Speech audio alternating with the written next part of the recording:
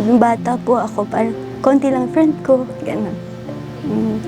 Tapos nung nag-high school po ako, kailangan ko ipaliwanag, saan ako nakatingin? Si alin yung susundin na mata? So, habang lumalaki, naisip ko po na kailangan ko mag-aral na mabuti, makahanap ng magandang trabaho, para po maayos ko talaga yung mata. Una po yung naisip ko eh. Sabi ko po, ano pala, bias pala yung mundo pagkakaiba ka. Mabait naman akong anak eh.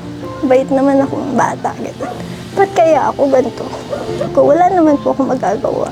Kundi mas tapangan, mas galingan. Sobrang malaking impact po sa akin yung bullying. Natatandaan ko po yung mga pangalan nila, yung mga mukha, gano'n. Bukod sa nagtatrabaho po ako that time, ako po yung isa sa mga provider namin dito. So, hindi po, parang walang chance, gano'n po.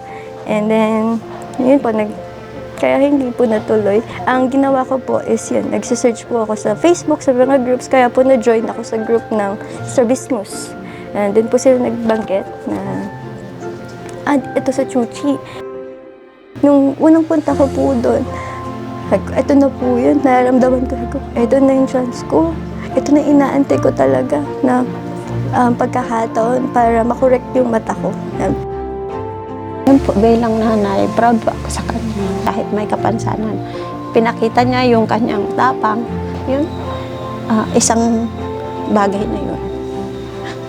Pinagpapasalamat ko po. And then po, yung po nakalapit siya sa inyo, sa foundation ninyo, isang malaking biyaya po kayo sa amin. So, tatanawin po namin malaking utang na loob yung pagtulong niyo sa amin. Yeah, I'm so happy! Super! I never imagined na this will came, na parang wala lang. Parang natulog lang ako tapos pagising ko, best birthday gift ever for me. Yeah, it's really an answered prayer. Ito pong 29 years old ko, it's like a really new life. It's like, parang a second life for me. Ito yung isa sa mga pangarap ko talaga. Yung maging, normal, kagaya ng iba. Nagpapasalamat po ako sa Chuchi. Sila po yung naging daan para matupad yung pangarap ko. So maraming salamat.